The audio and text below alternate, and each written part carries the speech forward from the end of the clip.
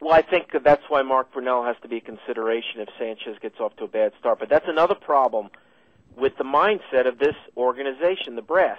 Oh, you can never bench Sanchez. You know, that kind of thinking. No. Why don't you take the approach, why don't you take the attitude of the coach you're facing this week's Rex? He would bench anybody.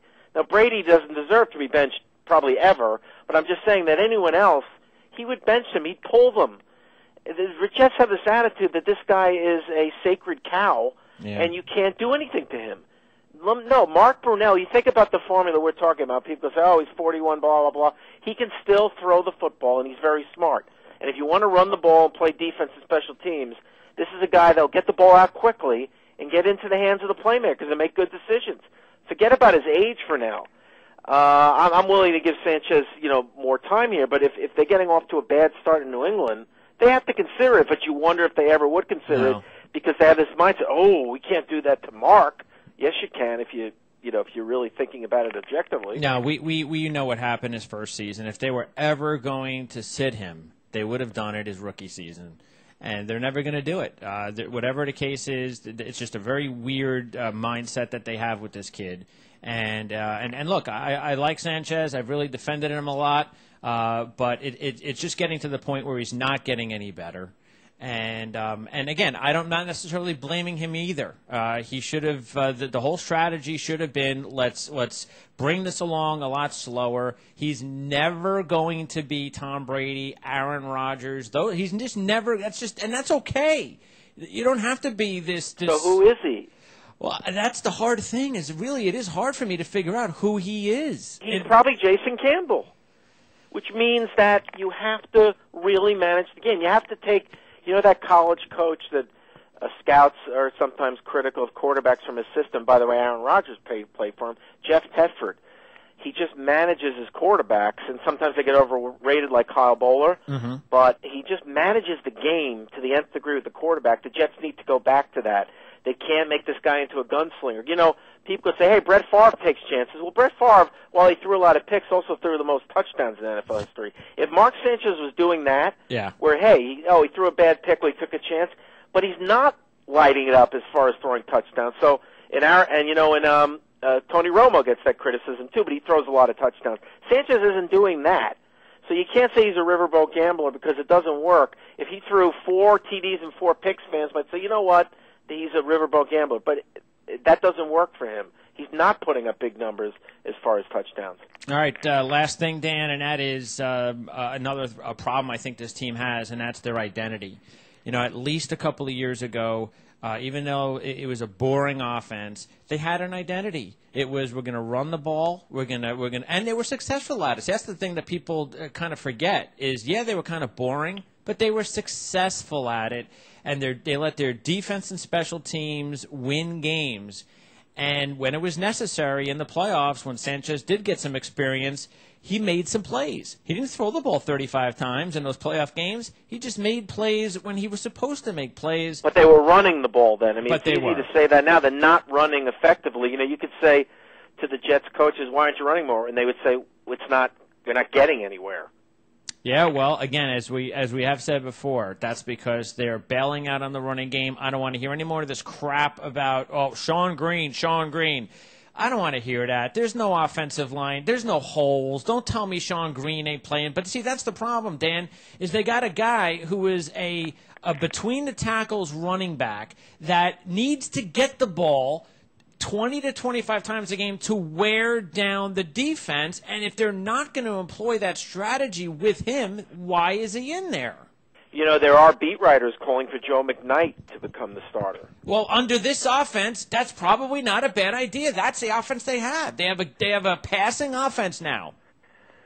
Well, when you look at Green, and as some people are turning on him now, I happen to think that this offensive line is going to get better in the coming weeks. Mm-hmm. When Mangold comes back, and I'm not going to say anything bad about Colin Baxter. I think he's done a pretty good job when you consider he's a rookie free agent on his second team, claimed on waivers right before the starter. I think this guy's going to start for some team in the league down the road.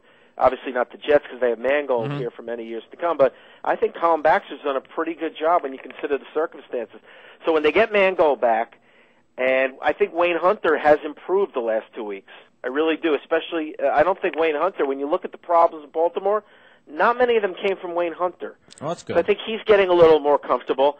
Brandon Moore has been a little inconsistent. I think that's because he came off the hip surgery and missed most of training camp. So he should get better. So with Mangold coming back, Moore getting his sea legs under him, Hunter improving, Slauson back at left guard, I think in the coming weeks this running game will improve and this line will improve. I think when you look around the league, Pigskin, the offensive lines really were hurt by the lockout because off-season work on offensive lines is so important, teaching technique, footwork, hand placement, getting in sync.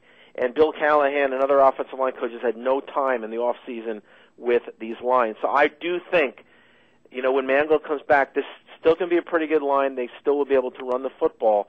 But, fans need to be patient of all NFL teams because some of the ugly stuff going on now is lockout-related. These teams are making a lot of mistakes. There's a lot of injuries, and I blame a lot of it on the lockout. Well, didn't the Jets lose by 40 last year in New England later in the year? And I think they beat the Patriots in the playoffs and went to the AFC Championship game. So all this, the sky is falling. And, all those veterans that were lost in the offseason, and now we don't have veteran leadership. Where was that veteran leadership when they lost by 40 to the Patriots that night last year? So the Jets will be okay. It's early on in the season. They just can't have any more injuries or long-term injuries on the offensive line because this is the result. And Rex has to have the attitude, anybody is replaceable, including the quarterback. Not treat him, like he's this special guy that is beyond reproach because that's a ridiculous attitude to have. And Rex Ryan needs to become more forceful with his coordinators, with his players. Yep. For instance, Todd Haley and Matt Castle got into a yelling match. We'll be wrong once in a while. Rex Ryan, not just have to curse at him, but yell at him like, Mark, throw the damn ball away, and let's live for another set of downs. This is too much pandering to the guy. Yep. It seems like every time somebody wants to it's not even criticize, they just want to say something. Matter of fact, I think you even made a comment during the press conference after the game yesterday, and it's like Ryan is so quick to defend Sanchez. Come on, he's not 12 years old. Nobody's throwing him on the bus. Remember what Parcells used to do with Phil Simms? I know that's a different era, and look how much it helped Phil Simms. Sure. Yeah. He was really hard on him, and as Matt Castle said yesterday, he said that argument with Todd Haley sparked us and sparked me to play better. Yeah, I agree. So the Rex says there's too much of this coddling going on, and Santonio Holmes is another one that they coddle.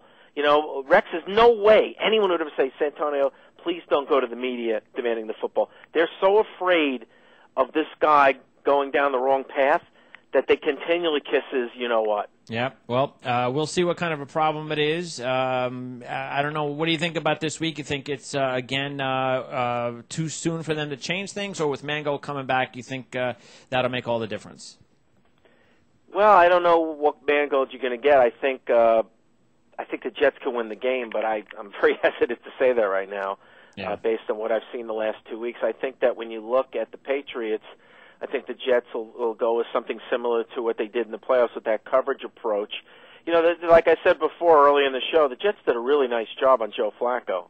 Yeah, they did. And Joe Flacco's not on Tom Brady's level, but I think that when you look at the Jets and all the cover guys they have, the strength of the Jets team to me is Antonio Cromartie and Darrelle Revis.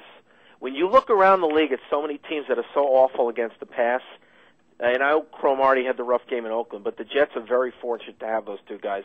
It allows them to do things that other teams can't do, and I think those two will be a big help in New England, and I think they'll play that coverage approach, and we'll see if Brady has an answer for it this time. All right, Dan, enjoy your trip to Foxborough. We'll talk to you next Monday. Okay, Pigskin. Have a good one. You too. That's Dan Leberfeld, editor of Jets Confidential. Again, he's with us every Monday here on Jets Confidential Radio.